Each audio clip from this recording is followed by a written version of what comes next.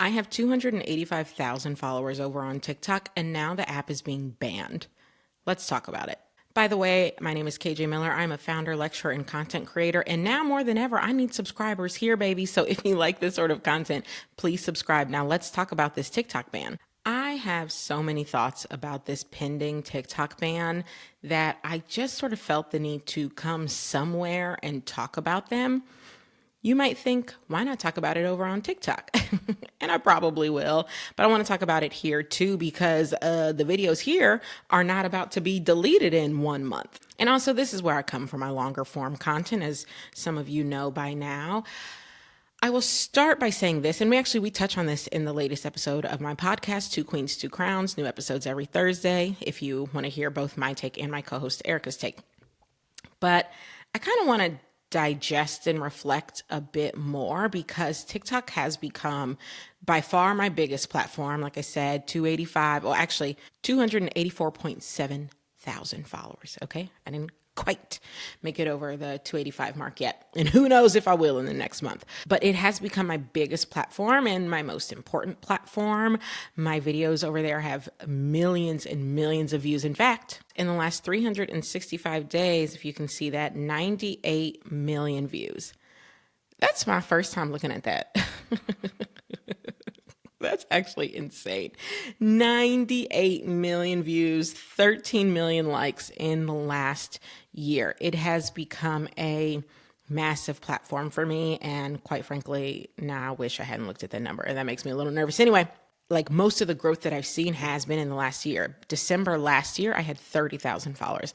Now I'm at the 285. So 250,000 people, 250,000 people have followed me in the last year. My videos have gone viral many, many times. I have many videos that have over 1 million views. I have one video that has over 15 million views, which is just insanity. That's literally more viewers than most TV shows get in an entire season, like to put it in some context. So it has become a big platform for me. And by the way, I'm still, to me at least, a kind of, I would say, small to mid-sized creator on TikTok. There are thousands of creators on TikTok who have 1 million or more followers. I'm nowhere near 1 million. So I still consider myself to be kind of in that small to mid-size, yet and still it's been huge for me. And so how am I taking this news? If you didn't see, yes, many months ago, back in the spring, Congress passed the ban, but it's been in court. TikTok immediately went to court. Well, a few days ago, the court came back and upheld the ban. And so January 19th is when it is supposed to go into effect. As in, on the 19th, if we all go to our phones and try to pull up the TikTok app, it should be blank. Or at the very least, it should not give you any more new videos. Maybe the old videos will stay there, but then no more new videos. No one can upload anything from here in America. And I think if you wanted to see what other people in other countries were uploading or whatever, you'd need to use a VPN. And I don't know anything about that, so I would not go to all the trouble. Basically, that part of what I do online would just be over and done with. And I don't know. That's so weird to think about. On the one hand, I do feel quite blessed because even though it has become a source of income for me, it is not my only source of income, nor is it my primary source of income. I still run the business I founded, Minted Cosmetics. I also run another beauty business, Beauty Bakery. That is my primary source of income. I also teach. So I teach at universities and I have my own course, Startup Starter Kit. All right, guys, I hope you are enjoying this video. I'm going to take 20 seconds to tell you all about my course, Startup Starter Kit. I designed this course so that everyone could launch the startup of their dreams. And I literally teach you how to turn the problems you've spotted in everyday life into real business opportunities. So head to kjmiller.co to learn more and enroll. Those are important sources of income for me as well. But TikTok was a third source of income. And honestly, like a pretty nice one, to be honest, it was a pretty nice one. And it was entirely from TikTok, the platform. I actually had not started diving in at all to the world of brand deals. So all the money I was making on TikTok, I was being paid from TikTok Inc. Okay, that's who was signing the checks. Actually, I never checked. The money goes into PayPal. I think it probably is from ByteDance. It doesn't matter. The point is, it was coming directly from them. One of my goals for 2025 was to actually get serious about brand deals and brand partnerships. So I hadn't even explored that yet. And now that opportunity could just be going away. So I am feeling a lot of things. And I guess I wanted to touch on some of the things that I'm feeling and then touch on kind of like what my plan is. So first of all, in terms of what I'm feeling, it is, I would say, an equal mixture of sad and angry. I'm sad because this platform, even if you take me as a creator out of it, just as a consumer, it has brought me a lot of joy. A lot of joy. I know it's unhealthy to spend a ton of time scrolling social media. For sure, I should spend less time on the platform, but it has brought me a lot of joy, a lot of laughs. I made the best soup I have ever made this weekend, and it was a recipe I got on TikTok. The bomb. I have learned new facts. I've learned about history. I've just been comforted. I have found real community. I went down my Taylor Swift rabbit hole journey, largely because of TikTok. I made real friends, like friends I text in real life, met my co-host for my podcast. It has just it has been a great platform, and I've learned so much and enjoyed it so much and been entertained so much, and so much more than other platforms, particularly Instagram. I know Instagram still has a chokehold on a whole lot of people. I'm not one of them. I stopped caring about Instagram years ago, and every time I go on there, it makes me feel a little bit worse about myself. And I've said this before on TikTok. There's something about this, might just be what the algorithm shows me when I'm on Instagram, but the majority of my feed is people boasting about something that they've accomplished. That's the majority of my feed. And not that they're trying to boast. I think they're just saying like, hey, I went on this amazing vacation. Hey, I just graduated. Hey, I just got this promotion. Hey, I just, saw this amazing Broadway show. So not all of it, I think, is posted necessarily in the spirit of boasting. I think a lot of it's posted in the spirit of sharing, but people only share the good stuff. And something about that almost immediately makes me feel worse. I don't know if that makes me a bad person, but when it's just like post after post after post of someone having another amazing thing happen to them, and I'm not doing any of that amazing stuff, like, oh, I didn't just get a promotion, I didn't just see a Broadway show, I didn't just fly to Greece, I didn't just have, a Michelin star dinner. Just when it's all of that, that's tough. And then even if I go directly to Reels, which is the TikTok competitor, the videos that it serves me are terrible, probably because the algorithm hasn't had me on the app enough to learn what it is I like. So I don't like any of it. So I don't like Instagram. All right. And I just have been funneling my attention to TikTok because it's an algorithm I do like, and that does show me content that I enjoy, and a wide variety of content that I enjoy. That's the other thing that I will say I dislike about Instagram. I feel like it has pegged me as some sort of content creator. So much of the content shows me is how to be a better content creator.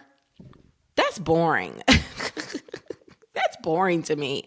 I don't spend a lot of time watching that. When it does come across my feed, I skip it. So whereas on TikTok, every now and then, sure, I'll get a video about that, but I get videos about politics. I get videos about pop culture. I get videos about Real Housewives and other Bravo celebrities. I get videos about education and educational toys and crafts and things I could try with my daughter. I get videos about hair care, specifically hair care for my type of hair. I get beauty videos. I get skincare videos. I get fashion. I get things about the earth and about climate change. I get a wide variety of content on TikTok, and the majority of it is high quality. So it really has become a platform I like spending time on, and content that I like consuming. And then on top of that, it has become a real source of income for me. So I am sad and angry. And I'll tell you who I'm angry at: pretty much everybody sitting up in Congress, because y'all voted to pass this through. And for why?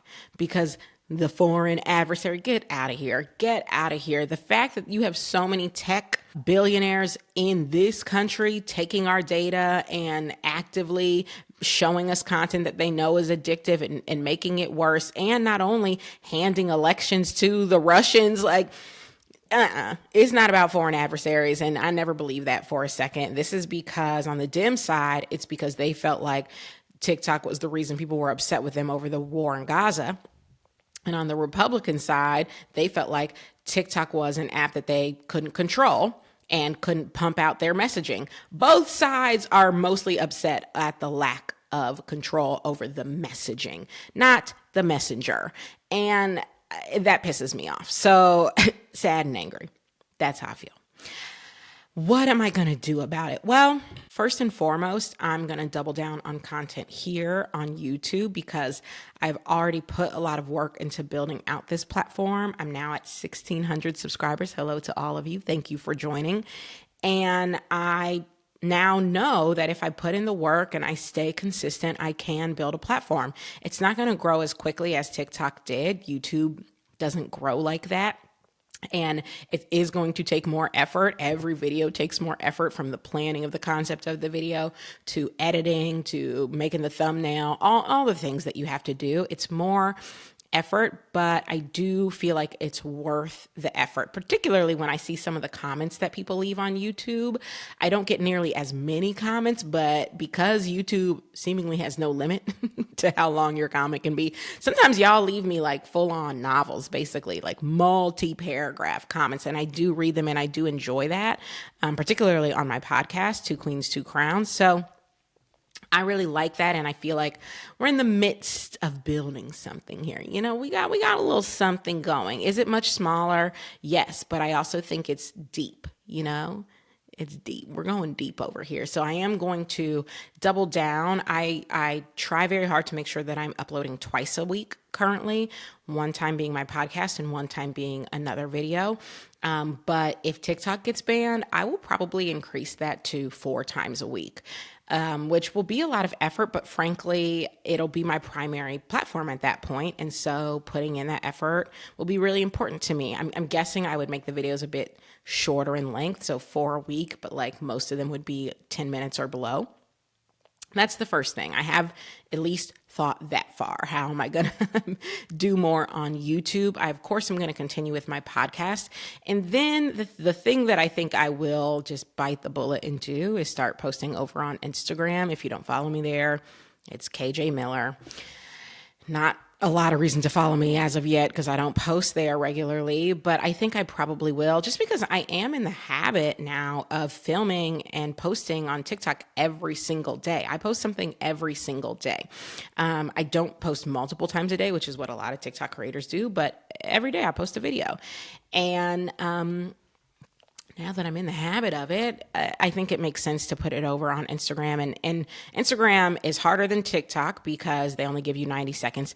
YouTube Shorts is harder than all three because they only give you 60 seconds. So I think I'm going to focus most of that effort over on IG. But yeah, I'm not looking forward to it. I'm not. And that's probably not the best way to build a platform, to go over there just being like, I'm here, but I don't want to be here. But honestly, that's how I feel. So we'll see if that changes. Maybe if this ban goes through and I have to post on Instagram, maybe after like a month or two, I'll find my flow, I'll find my people, and maybe it'll feel better. Maybe I'll get back into posting stories. I did used to actually really enjoy stories. That's the one thing about Instagram I used to like. Maybe I'll get back into that. All of that said, I think what I'm trying to absorb from this moment is that what I already knew, and I think this potential ban just really drives home, that you really don't want to be beholden to any one platform, because anything can happen, whether it's the government banning it, whether it is your account getting banned, which I've seen plenty of people have their accounts on TikTok banned and they have to literally start from scratch, whether it's the algorithm changing and no longer being willing to push out any of your content, whether it is just the political climate changing and people not being as receptive on that app to what it is you're putting out. Like, if you're going to be a content creator, and it is now an important part of who I am and what I do, you have to diversify. And I had already started that. I have this channel here, I have my podcast, but this really just like drives home the point of not neglecting the various channels where you are building. So, you know, I hate that this is the way I have to learn the lesson, but it is a good lesson to learn. So, all of that to say, I hope if you haven't yet subscribed to me here on YouTube, that you will. It will help me, and I am committed to continuing to put out at minimum 2 videos every week. And if we're in the new post TikTok world, 4 videos a week. And I would love to engage with you here or there, or even on, God forbid, Instagram. So let me know what you're thinking. How are you handling this TikTok ban? Are you sad and angry too? Are you happy? Did you hate it? What do you think? Let me know in the comments. And if you love this sort of content, be sure to subscribe. I'll see you next time.